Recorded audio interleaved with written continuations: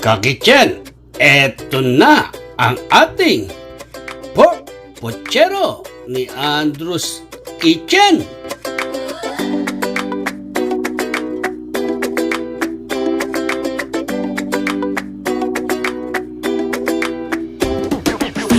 Kakitchen, ang ating lulutuin ngayong araw na ito, putserong baboy. Ang ating mga ingredients. Meron tayong pork na in-slice na rito. Kinubes natin. At meron tayong saging na saba. Pechay. Kamote. At patatas. Meron din tayong repolyo. Baguio beans. At kakailanganin din natin tong tomato sauce. Garbanzos. Umpisahan na natin ang pagluluto natin sa masarap na putserong baboy ni Andrew's Kitchen. Nagpainit na tayo ng mantika. Prito na natin itong saging natin.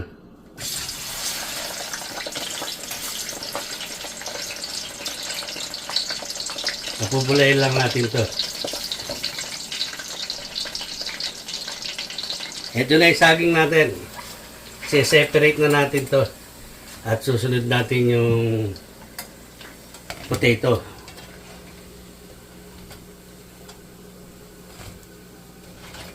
Sabayan na natin yung potato at saka patatas. Separate natin to.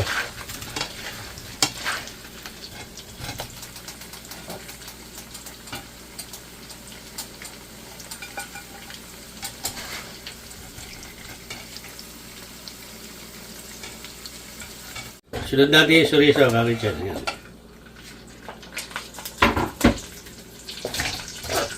Ayan o, kakitchen. Isa-separate na rin natin ito kasama ng saging. Hindi natin ito tinagalan kasi pagka tinagalan natin ito, titigas. Pork natin o.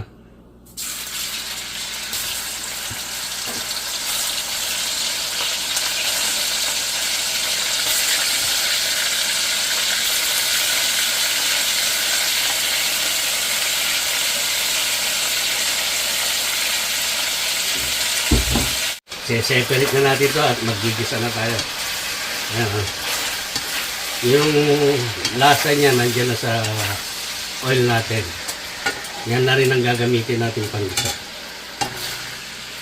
Separate natin itong pork para sa masarap nating pork pochero ni Andrew's Kitchen.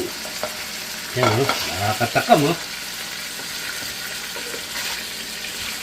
Sarap ng papakin, pero kailangan natin lagyan muna ng sauce yan para masarap lalo. Ito yung bawang, oh. Bawang. Sibuyas.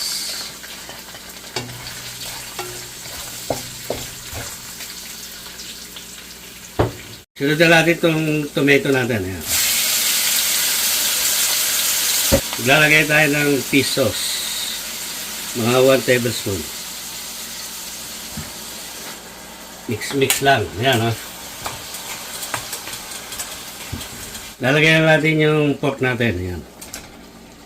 Lalagay tayo ng 1 tablespoon na pamintang durog. Ayan. Mix lang natin.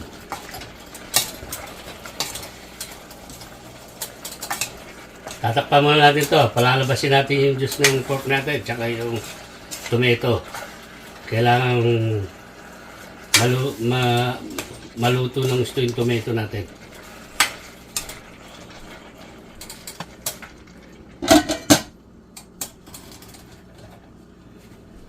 Kakitchen, check na natin ang ating masarap na pork pochero ni Andrew's Kitchen.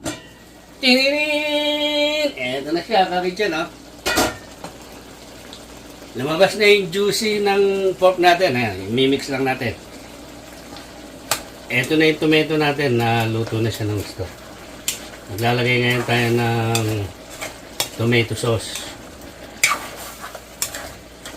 At saka pork cubes. Ito yung gamit natin, oh.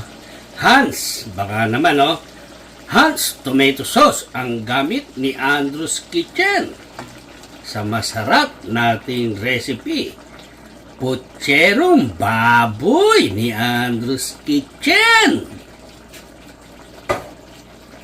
Mix lang ka kitchen, Ayan, Look at that.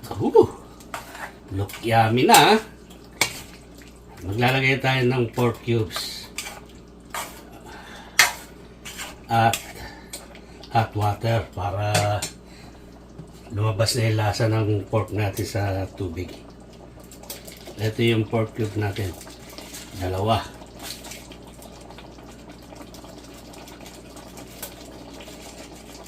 Yan. Mix natin ulit. Maglalagay na tayo ng hot water para palambutin na natin itong pork natin.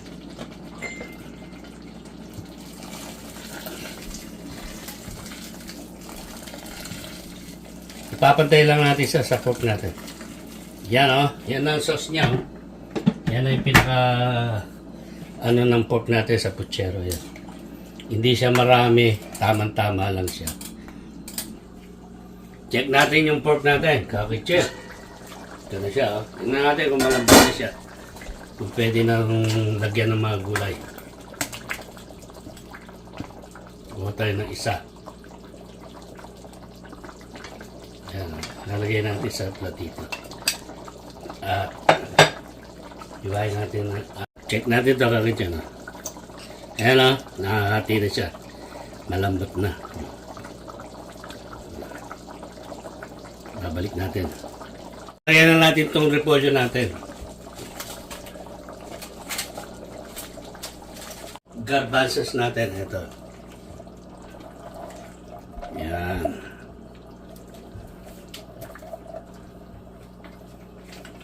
Chorizo natin. Ayan Hindi natin nilagay ito agad kasi nga madaling umano ito chorizo natin. Madaling maluto.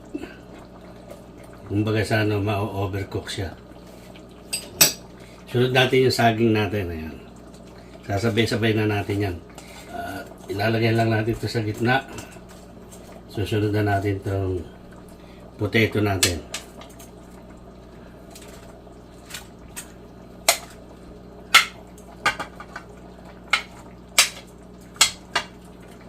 Yan.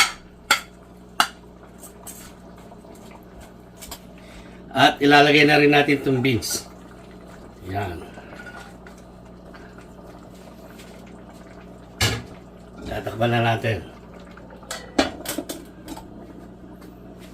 Check na natin ang ating masarap na recipe. Pork Puchero ni Andrew's Kitchen. Tinin!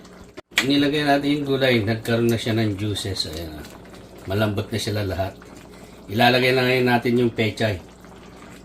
Tignan natin yung sauce. Wow, perfect yung sauce. Tama-tama lang yung alat niya. Tsaka yung nasa tamang timpla siya. Ilalagay na natin yung pechay. Pakukuluan lang natin to. At magpe-plating na tayo sa masarap nating Puchero ni Andrew's Kitchen.